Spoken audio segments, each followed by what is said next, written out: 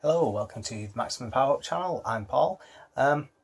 Today is a video I was actually planning on doing, but through receiving a gift, which has really surprised me, I just thought it'd be nice to incorporate this into a bit of games chat for, amazingly, for Super Nintendo. But I will obviously get onto the topic in a couple of minutes. First of all, it's well, a bit of a funny one, this, because obviously I know that I order quite a few things off the internet, usually magazines and stuff like that, and obviously games for different systems and everything like that.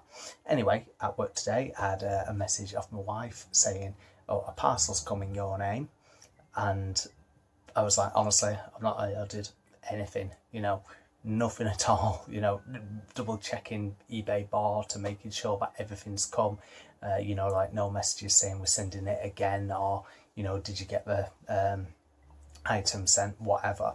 So I just said, well, what's the box like? And it's like, well, it's just in a cardboard box with Japanese writing on. I'm thinking, right, well, I've definitely not ordered anything like that. So obviously I had a couple of pictures sent over to me.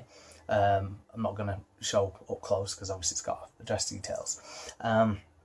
So I'm thinking, right, just nothing's come at all. I zoomed in into the picture and saw, I don't know if I can even show this, just I think, I will keep it anyway, just like, you know, address on one side.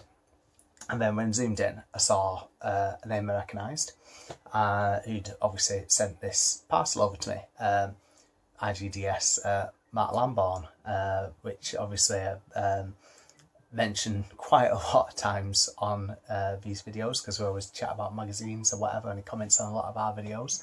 And in the past, he sent me the Zelda tips booklet, you know, which comes with a link to the past. You know, with like little sealed hidden secrets type thing, because that didn't actually come in my copy of Zelda Link to the Past when I bought it a couple of years ago. Anyway, so I just sent out a tweet saying, okay, see this, don't know what it is, and, you know, thank you, I'll have a look when I get back. So that's what I've done. So this is the box I got sent, just like I say, not really going to zoom in too much because it's got my details on and also Matt's details. And I don't really want loads of, you know, threatening letters like Super Play's rubbish, or we know where your Super Play Top 100 is. Sorry, I don't know if one would ever send threats like that. Sorry, going on Partridge again. Anyway, so opened up the box. First things first, greeted with, and then knowing it's from that, the Isle of Man flag on a piece of paper. Matt should have actually thought, what's the deal with the 3 legs? You know, should actually have just asked you in person for the times we met. And anyway, it came with a nice, very quick message. I'm not going to read it all out, but it meant a lot. It was really nice. So thank you for that. So moving on, I'm opening the box and I'm greeted by, which I can't believe, this is absolutely amazing, a game that I need for my Super Play Top 100, Super Contra, in bloody good condition. So I've not even unwrapped it yet. You know, it's like I've only just recently opened the box. And as I'm doing this video, I've still not even thanked Matt yet. So this is like, you know, the thank you. Make sure I tag him in it. So obviously this is in great condition. Now, me and Matt have had this conversation about Super Contra so many times. He sent me links to it in the past, and no Zelda reference this time, but like links to it in the past to say, check this out on eBay. The price was going up and up and up and up, and he's bought me this obviously as a gift. Obviously, like I said, you know, we had our baby at the start of the year, me and Carrie, not me and Matt, and you know, like a massive, like well, a bit of a present really, you know, which, well, it is. So I've just taken the bag off it. As you can see, it's in really good condition, you know, absolutely amazed. This means that I only need 3 more games now for the Super Play Top 100, and again it comes with a manual, and again it comes with a cartridge, and I'm pretty sure like the Konami code works with this one as well. I can't remember if it's just a Japanese one or there's something where it makes it easier, which is always good. I don't know if like one's got more continues or something like that, but thank you so much. You know, it's a massive help. And yeah, like I say, that takes me down to 3 games, so thank you so much. But I just thought, right, I'm all for that game, but I know it's like one of those really great titles, and again it's going to be on the Snes Mini as well. Well, you know, the American release of it. So basically I thought, well, let's do a quick video, look at some Super Nintendo stuff. It doesn't really take much to twist my arm when it comes to Super Nintendo. I'll happily talk about it for absolutely ages. So I thought what we'll do is I'll choose 10 games in total from my collection, which I class as bastard hard. Now, I'm really bad at games anyway, but there are some that I can get through, you know, a little bit. The RPGs, you know, I'm happily to grind along, you know, and get better. Some platformers I'm okay at and stuff like that, you know, and some are like favourites when I was a kid. So, you know, I've seemed to remembered quite a few things, you know, from that. I've got Super Mario World in the background. I know there's a lot of glare on TV, but, you know, I'm still okay at that. So, obviously, I've just mentioned there, you know, Super Contra, a game I really do struggle with. Just because I played the Mega Drive Super Robotector, which I've got over there, and that's just absolutely solid. So anyway, moving on, I've plotted that like for number 1 of these top 10 games, because obviously discussed it a bit now. Now next one is one that's been mentioned on our show, which is Cybernator. Now, I played this fairly recently when we did our Super Nintendo episode.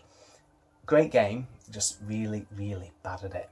And it's sort of like, I don't know what it is, because I think I've always been bad at this. I think it looks absolutely amazing. You know, Konami back then and Capcom made so many great games. And with this, obviously, like Giant Mech, you've got like these side-scrolling, just like walking along shooting type levels before the second one, I think it is, where obviously you just take into the skies with like the jetpack and just, you know, like it's a scrolling shoot 'em up then. So it's just, I don't know, great game, just really bad. I remember like when I was a kid watching mates on it, they get a little bit further than me, not difficult, I know. I just can't help but think of Alan White while I'm saying this, because he knows how bad I am at games. I'm sure there's some cheats out there for this. But yeah, obviously a fantastic game, but again, bastard hard. Coining that term after using it on the last episode. Anyway, moving on now. We mentioned Zelda before. Now, the only reason I mentioned Zelda is because this is a game that I'm more into turn-based RPGs, and I know Zelda's an action-adventure game. And it did appeal to me a lot as a kid. But there's always times where I just get really stuck on it, even with you know, players' guides and stuff like that. I don't know if I just like lost interest with the story, but it's a game I've never actually completed. A few years ago, when I actually added this to my collection, I got out the old Super Plays, and had a look through the guides, and I thought, oh, do you know what, I'm actually going to complete them this time. And a couple of the dungeons, I still get lost in them, because sometimes when you read the player's guides, because obviously we've only got so much space, and so when you look on things like game FAQs, it'll be like, yeah, go to such a dungeon, do this, and then that's it, you know, nice and easy. But then when it comes to it, there's still like a part where it's not making it that clear, you know, so I just find myself getting stuck, getting lost, and then, you know, just losing interest. Now, next game, I've not really given this a proper go, really, but I spent a lot of time on the Amiga version back when I was a kid, and it is Syndicate. Now, I got this probably for about 15 quid, quite a while back now, when I first really started collecting Super Nintendo stuff again, and because it was in good condition as well, I thought, fantastic, I'm going to have it. It's not a Super Play Top 100, but I had a lot of good memories of Syndicate on the Amiga.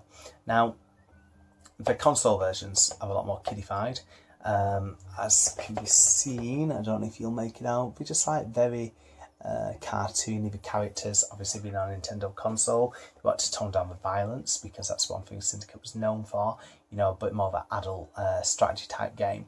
But yeah, it's just something that I've played a little bit on Super Nintendo, but not enough to actually grab me. So I don't know if it's just down to being difficult, or it's just not quite as fun. It could be down to not using the mouse.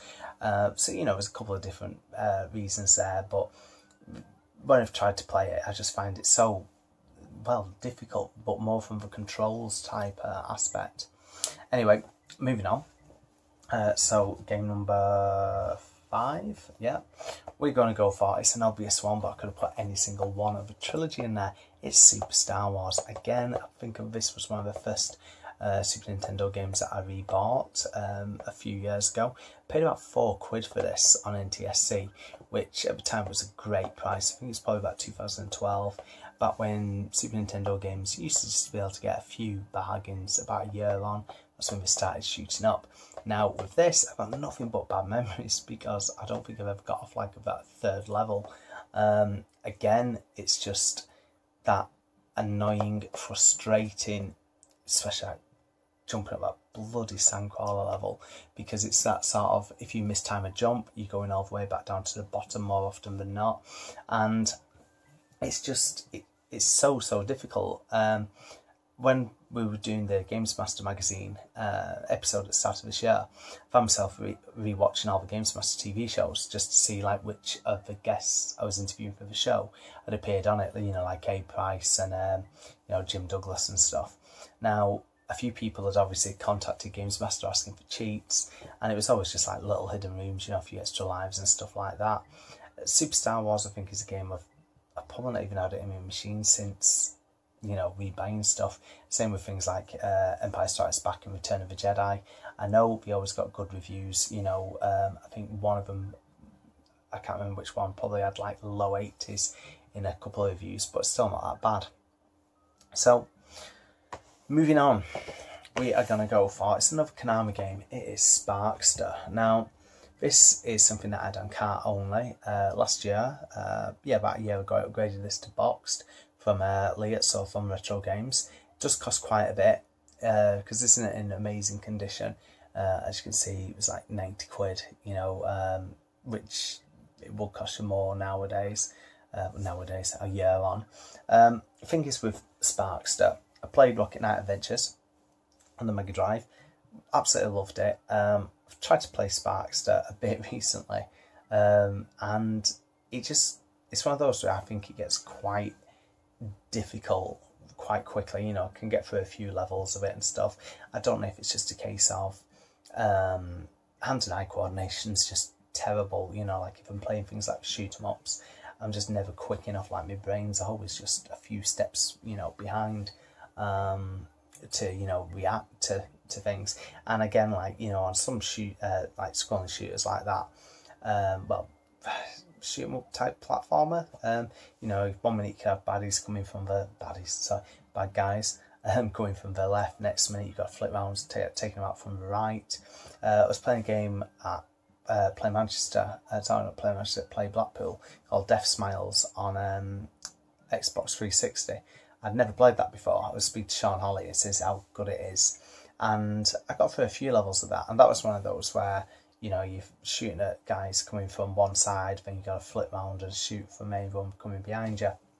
So yeah, not bad. Now that's 6 gone, so 4 to go. Next up, we're going to go for, it's a game that we mentioned on the show before. We're going to go for Rampart. Now this is actually quite hard to find, because a lot of the time on eBay it's on import. Now it came out on quite a few different machines, and was an arcade version as well. Now we have mentioned this on the Super Play episode. I can't remember who it was, it may have been Jason Brooks that mentioned it. Now Rampart is sort of like a tactical type puzzle game. You have like so much time to build your walls, protect your castle, before you start getting attacked by cannonballs. So it's got that strategy element. Now, this is meant to be amazing on 2-player. Now, I've not actually played this on 2-player still, but it got okay reviews back at the time. And so, I don't know, maybe if we play it 2-player, I get someone on the same sort of novice level and just getting used to it, it might make it quite a bit easier. But I think going against a computer, it sort of throws you straight into it. Like, you probably have about 60 seconds to get everything ready before you're under attack, and yeah, you just don't have that long for it's game over. So next up we have got, it's a game that I bought, well, about 2 years ago, but still not really had it in my machine, and it is Super Punch Out. Super Punch Out, when this came out, got really good reviews. Obviously Punch Out was on the Nes, so to obviously bring back an IP which you know, quite fondly remembered, you're thinking brilliant. Now, I'm not really into boxing games at all. I know that, you know, like on PS2 etc, you have things like Fight Night and Knockout Kings in the past, and Super Punch Out is a bit more of a cartoony type one. So let's just zoom in a bit there. So obviously you've got to go through the levels, you've got to beat your different opponents, starting from, it's like Glass Joe or something like that. I don't know if no, I can't think what, it must be something like Glass Joe, the first one, or that rings a bell. And then work your way around, and basically it's all about patterns and knowing when to block, knowing when to duck and things like that. And I think that's the issue with it. Again, like, I suppose it's the same if you were doing any of those sort of like mental games where you got to memorise a certain pattern. You know, I think this would be why I'd be rubbishing something like Crystal Maze. But yeah, it's just something which has just never gelled with me. I remember a mate buying it when we were kids and never was really bothered about going on it, you know, but it's in the Super Play Top 100, therefore it's in my collection. Now, next up, again, this goes down to Adventure Game. Now, this got good reviews in all the magazines, but it's something that I really struggle with, and it is Solstice 2 Equinox. Now, first one again came out on the Nes, and this is done by Sony ImageSoft. Isometric adventure game. Now, these were obviously really big. You know, like back in the 8-bit days. You've had Lumo fairly recently, you know, this generation as well. And again, Equinox was one that I had a few years ago. Tried to play it one night, you know, spent a good hour or so. I know it's still not ages, not like the olden days where you'd just have a game for, you know, 5-6 months, so you really hammer it. I think that's just it, like we've touched on before. It's too easy to go, listen, don't want to play that, I'll play this instead. So with Equinox, I've just really not gelled with it, and I think again it's that isometric viewpoint. I just tend to just, I don't know, give up quite easily and quite quickly with games like that. So lastly, I'm going to put it in there for one reason. Again, because it's hard in places. Now, this is a game I'm again mentioning on the show. It is ActRaiser. Now, ActRaiser is a funny one. Great game. 2 genres in one game. Obviously, the God Sim side, I absolutely love. You know, it's building, watching your land advance and things, and it's just, it's really addictive, and you're thinking, I want to get further in the game, I want to expand my land, I want to be able to do this and that and help the villagers. However, to do that, I've got to get through these side-scrolling levels, and like a bit hack and slash type thing, defeat the bad guy at the end of the level, and then get new powers to, you know, save more of your land. If they did get rid of that first, you know, the God Sim part for ActRaiser 2, that's one of the reasons why I never bothered with it.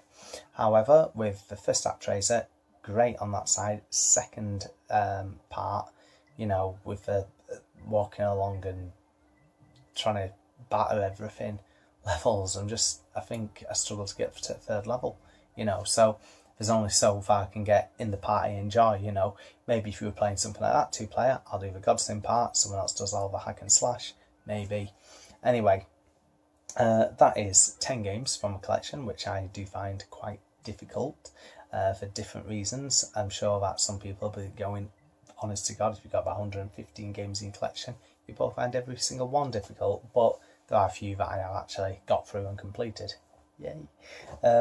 So yeah, that's it for me. Again, keep listening to the show. We've had, again, I said on the other video, the last one, had a great response to our latest episode.